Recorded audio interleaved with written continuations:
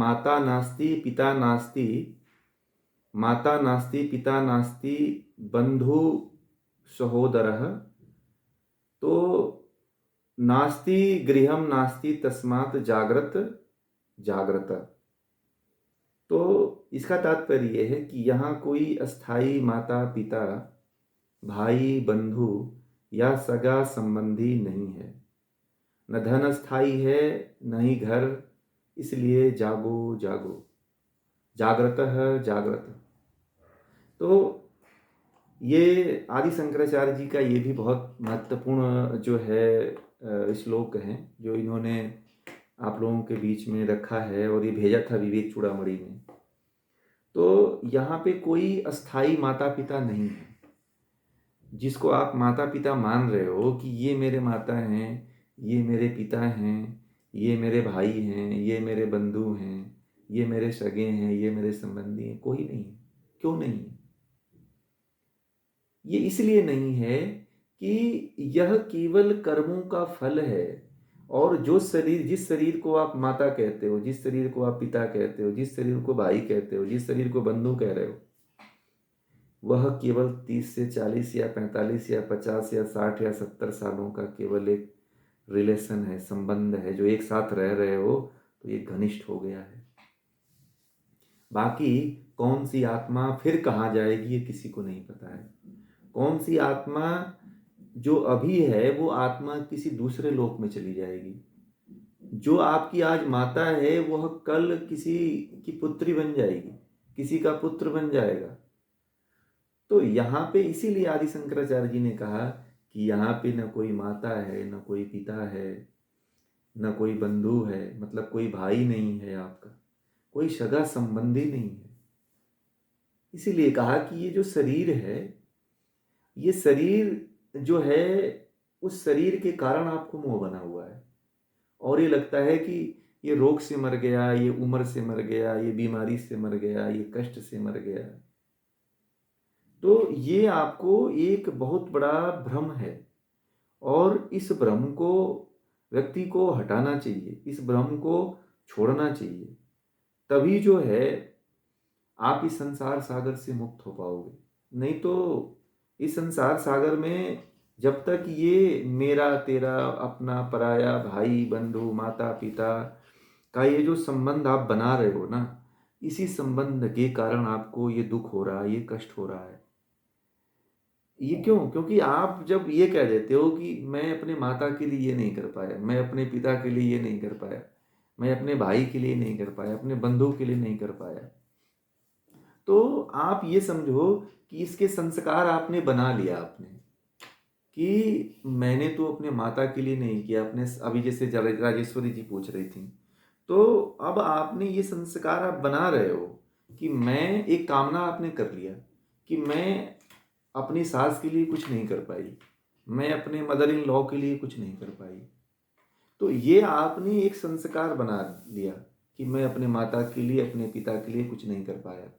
जब ये संस्कार बन गया तो इस संस्कार की पूर्ति के लिए फिर आपको जन्म लेना भी पड़ सकता है, इसमें कोई दो राय नहीं है। क्योंकि आपने एक कामना कर लिया और उस कामना को लेकर के आपको दुख हो रहा है, तो इसका मतलब कि आप अभी इस कामना को पूरा करने चाहते हो। तो इस कामना की पूर्ति के लिए हो सकता है कि परमात्मा आपको पुनर्जन्म दे, इसमें भी कोई दो राय नहीं। इसीलिए आदि शंकराचार्य जी ने ये जो बात कही थी कि यहाँ पे माता नास्ति पिता नास्ति नास्ति बंधु सहोदर, नास्ति गृहम नास्ति तस्मात् जाग्रत जाग्रत। न यहाँ पे धन अस्थाई है। जिस धन को आप अस्थाई मान के बैठे हुए हो कि ये जमीन, ये रुपए पैसे ये अस्थाई हैं और ये मेरे अंतिम काल तक काम आएंगे, तो वो भी काम आने वाला नहीं है आपके। क्या है? वो भी काम आने वाला नहीं है। उसका भी एक दिन क्या हो जाएगा? उसका भी एक दिन सर्वनाश हो जाएगा, उसका भी एक दिन क्या हो जाएगा? अंत हो जाएगा। इसीलिए न धन आपके काम आने वाला है। धन के प्रति आप आसक्ति को त्याग दो, धन के प्रति आप मोह को त्याग दो। धन होना चाहिए, परंतु धन के प्रति आपके मन में लोभ नहीं होनी चाहिए, आसक्ति नहीं होनी चाहिए। क्योंकि धन अस्थाई नहीं है। जो घर आप खड़ा कर रहे हो ना, ये घर भी अस्थाई नहीं है। अगर इस घर के मोह में यदि आपका प्राण निकलता है ना, अगर इस घर के मोह में, जिस घर को आप खड़ा कर रहे हो, जिस संपत्ति को आप खड़ा कर रहे हो, आप उसके मोह में जो आप, अगर आपका प्राण निकल गया ना, तो आपको पुनः इस घर को भोगने के लिए, इस महल को भोगने के लिए पुनरपि जननम पुनरपि मरणम, ये क्रम फिर से चलाना पड़ेगा। आप इसके लिए यदि तैयार हो तो आप लोग ये इच्छा करिए, ये लालसा करिए कि मुझे फिर आना है दोबारा। अगर फिर आने के लिए आप लोग तैयार, अगर कमर कस चुके हैं कि मुझे फिर आना है, फिर जन्म लेना है, फिर इसी तरह का कष्ट भोगना है, फिर मरना है, तो इसके लिए आप लोग तैयार हो जाइए। फिर कामना करिए और फिर संबंध जोड़िए कि ये मेरी माँ है, ये मेरी पिता है। अभी आपने कुछ दिन पहले जो है कुंभ मेला में अभय सिंह का आपने वीडियो सुना होगा, तो लोगों ने उसके प्रति बड़ा कटाक्ष किया था। उसने आदि शंकराचार्य को पढ़ा था। जो लोग नहीं समझ पाए उसके प्रति बड़ा विरोध किए कि ये अपने माता को कह रहा है कि कोई संबंध नहीं है, पिता के प्रति कह रहा है कि कोई संबंध नहीं है। तो वो जो बात बोल रहा था, वो बात यहाँ से बोल रहा था। परंतु जो इस चीज़ को जो नहीं जानता है, वो तो फिर उसके लिए लगेगा कि ये तो बेकार आदमी है, इसको कुछ नहीं पता है, ये कुछ नहीं जानता है। परंतु उसको पता है कि जिस मोह के लिए हम लोग रो रहे हैं, जिस रिश्तेदार के लिए, जिस रिलेटिव के लिए, जिस माता के लिए, जिस पिता के लिए, जिस भाई के लिए, जिस बंधु के लिए, जिस धन के लिए, जिस घर के लिए आज हम रो रहे हैं, जिसके लिए आसक्ति लगा रखे हैं, पत्नी के लिए, बच्चों के लिए, वो कोई भी अस्थायी रहने वाला नहीं है। यदि आपने यह कामना करके अपने जीवन को नष्ट कर लिया, अपने जीवन को खत्म कर लिया और आपकी मृत्यु हो गई इस कामना को लेकर के, धन के लिए, जमीन के लिए, रुपए के लिए, घर के लिए, पैसे के लिए, तो पुनरपि आना पड़ेगा आपको। और आप सोच रहे हो कि ये संसार को भी भोग लें और भगवान की तरफ भी जाएं, तो रास्ता तो एक ही चुनना पड़ेगा। रास्ता तो आपको फिर एक ही चुनना पड़ेगा, नहीं तो फिर, इसीलिए आदि शंकराचार्य की ये बातें बहुत लोगों को नहीं समझ में आती है कि ये क्यों कह दिया ये बात कि तुम्हारा न कोई माता है, न कोई पिता है, न भाई है, न बंधु है, न सगा है, न संबंधी है, न धन अस्थाई है, न घर अस्थाई है।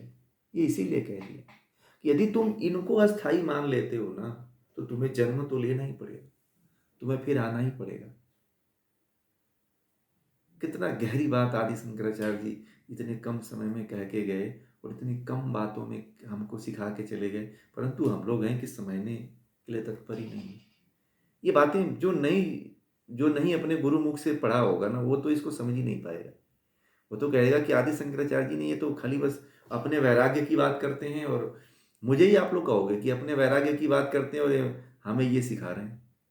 अब इनको भोग मिलेगा तो भोगेंगे। नहीं, भोग होना चाहिए, जगह होनी चाहिए, घर होना चाहिए, धन होना चाहिए, सगे संबंधी होना चाहिए, परंतु उनमें आसक्ति नहीं होनी चाहिए। मैंने एक उदाहरण दिया था आप लोगों को कि अमेरिका में कोई मरता है तो जैसे आपको कोई फर्क नहीं पड़ता है, ऐसे ही यदि आपके घर में, अमेरिका में किसी का घर चला जाता है, किसी का धन चला जाता है, तो वो दुखित नहीं होता है, आप दुखित नहीं होते। उसी तरह से अगर आपका कोई सगा संबंधी या कोई इस तरह की चीज़ें आपसे विलग हो जाती हैं, अलग हो जाती हैं, तो आपको भी उसके प्रति दुख नहीं होना चाहिए, क्योंकि आपका कुछ है ही नहीं है। ईशावास्य उपनिषद का आज मंत्र आप लोगों ने पढ़ा, मैंने भेजा था, तो कितने लोगों ने पढ़ा ईशावास्य उपनिषद का आज मंत्र? हैं? पढ़ा आप लोगों ने? था ना पहला मंत्र ईशावास्य उपनिषद का कि इस जो है, इस जीवन को त्याग पूर्वक जीना चाहिए, इस संसार को त्याग पूर्वक जीना चाहिए। वो अपने लिए कुछ है ही नहीं, सब परमात्मा के लिए है। हमने कुछ नहीं बनाया है, जो भी बनाया है वो परमात्मा ने बनाया है। हम जो भी कुछ प्राप्त कर रहे हैं वो सब परमात्मा से प्राप्त कर रहे हैं। ये एक एक मंत्र में इतना गहरी बात छुपी हुई है, यदि एक एक मंत्र पे एक एक घंटे बोला जाए तो कम पड़ेगा। इसके लिए मुझे बहुत लंबा समय चाहिए, फिर भी मैं कुछ मेहनत कर रहा हूँ, प्रयास कर रहा हूँ। फिर देखिए दूसरा मंत्र है, जन्म दुखम जरा दुखम जन्म दुखम जरा दुखम जाया दुखम पुनः पुनः, संसार सागरम दुखम तस्मात् जागृत जागृत। कहते हैं कि हे मनुष्य जागो, अब तो जाग जाओ। क्यों जाग जाओ? ये कहते हैं कि ये जन्म दुख, जन्म लेते समय दुख होता है कि नहीं, 9 महीना माता के गर्भ में उस छोटे से झिल्ली में पैक रहना, इधर उधर घूमते रहना, कितना कष्ट होता है। माता खाती है, सोती है, उठती है, बैठती है, काम करती है, उसमें दबता है, उसमें बच्चा चिल्लाता है, कौन सुनता है उसके दर्द को, कौन पीड़ा को सुनता है। उसमें बाहर से डॉक्टर जो है एक्सरे करता है, सोनोग्राफी करता है, बड़ी तीखी तीखी दवाएं देता है माँ को खाने के लिए, खाओ इसको। फिर दूसरी तरह से इंजेक्शन लगा देता है डॉक्टर, लो इंजेक्शन भी लगा देता है, फिर उसको भी झेलना पड़ता है बच्चे को। फिर उसके बाद से जब बच्चा निकलने के लिए होता है तो उसके बाद भी बोतल चढ़ाता है, उसके बाद भी पेट फाड़ता है, पेट फाड़ करके निकालता है। कितना कष्ट होता है गर्भ में, जन्म लेते समय कितना कष्ट होता है। और कह रहे हैं कि बुढ़ापा का तो बात ही क्या है।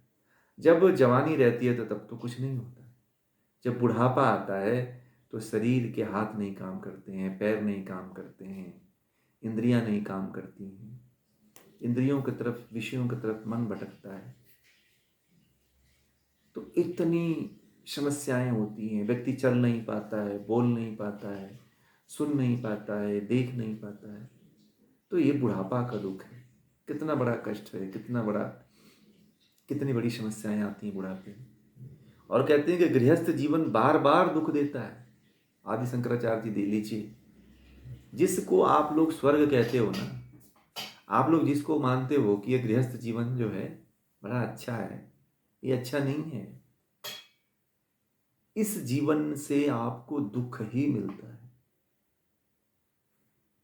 इसीलिए जिसको ज्ञान हो जाता है, आदि शंकराचार्य जी को 14 साल की उम्र में, 15 साल की उम्र में ये ज्ञान हो गया और घर छोड़ दिया, कहा कि मुझे नहीं भोगना है दुख।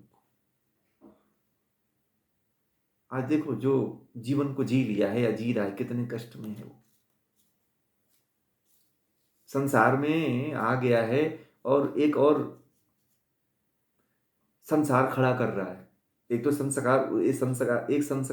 एक संसार तो उसका खुद का था, जो शादी करके संसार में आकर के विवाह करके, विवाह में भी बंधना चाहिए, मैं नहीं कह रहा हूं विवाह में नहीं बंधना चाहिए, परंतु संसार सागर में आकर के व्यक्ति आसक्त हो जाता है, यह सबसे बड़ी गलती है। दुनिया में आकर के और दुनिया के गृहस्थ जीवन में आप आओगे तो दुख तो भोगना ही पड़ेगा। बहुत दुख होता है, बड़ा कष्ट होता है। रिलेटिव का दुख होगा, अपनों का दुख होगा, पत्नी का दुख होगा, पति का दुख होगा, किसका दुख नहीं होता है। सब जगह से दुख झेलना पड़ता है, सब जगह से कष्ट झेलना पड़ता है। और कहते हैं कि यह संसार रूपी सागर दुख से भरा है, इसलिए मनुष्यों तुम जागो। ये पूरा जो संसार है ना, उसमें सुख नहीं है। बुद्धिमान वही व्यक्ति है जो संसार के हर एक वस्तु में दुख देखने लगे। बुद्धिमान उसी को कहा जाता है। और जो संसार के हर एक वस्तु में सुख ढूंढने लगता है, वह व्यक्ति का तो फिर कल्याण ही नहीं होता है। वो तो बार बार दुख भोगता है, बार बार कष्ट भोगता है, बार बार संसार में आता है। हमने अपने जीवन का बड़ा अनमोल समय संसार में लगा दिया, सांसारिकता को प्राप्त करने में लगा दिया, संसार के भोग वस्तुओं को प्राप्त करने में लगा दिया।